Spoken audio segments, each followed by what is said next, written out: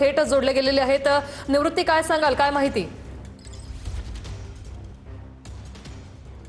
नक्कीच आपण पाहतोय की 2022ला ज्या चुका ठाकरेंच्या शिवसेनेच्या वतीनं करण्यात आल्या होत्या त्या चुका ठाकरेंची शिवसेना टाळताना ह्यावेळेस पाहायला मिळते। कारण की काल ओम बिर्ला यांना अरविंद सावंत यांनी पक्षाच्या वतीने अधिकृत पत्र दिलं, त्यानंतर कायदेशीर सल्ला घेऊन उद्या संसदीय कार्यदलाची 11 वाजता बैठक बोलवण्यात आलेली आहे आणि पक्षासाठी सर्व खासदारांसाठी व्हीप जारी करण्यात आलेला आहे, जेणेकरून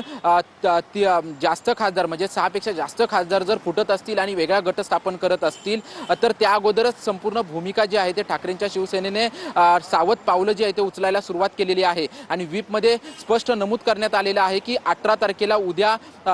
दिल्लीमध्ये बैठक बोलवण्यात आलेली आहे आणि या बैठकीला उपस्थित राहणं अनिवार्य आहे आणि जे खासदार या बैठकीला उपस्थित राहणार नाहीत त्यांच्यावरती शिस्तभंगाची कारवाई करण्यात येईल, अशा प्रकारचं व्हीपमध्ये जे आहे ते उल्लेख करण्यात आलेला आहे। त्याच्यामुळे उद्या कोणते कोणते खासदार उपस्थित राहतात हे पाहणं महत्त्वाचं असेल, कारण की जवळपास 6 खासदार हे शिंदेंच्या संपर्कात आहेत आणि ते लवकरच ओम बिर्ला जे लोकसभेचे अध्यक्ष आहेत त्यांना भेटतील आणि वेगळा गट स्थापन करण्याचा दावा करतील। पण त्याच्या अगोदरच जे आहे ते उद्धव ठाकरेंच्या पक्षाकडून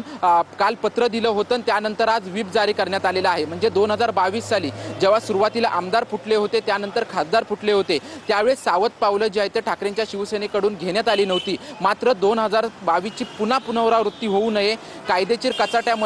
कचाट्यामध्ये पुन्हा पक्ष अडकू नये यासाठी संपूर्ण काळजी जी आहे ते दिल्लीवरून घेतली जाते आणि त्यासाठी कालपासून आपण पाहतोय की स्वतः संजय राऊत आणि जे संपूर्ण संसदीय कार्यदलाचं जे काम पाहतात ते अनिल देसाई देखील कालपासून दिल्लीमध्ये ठाण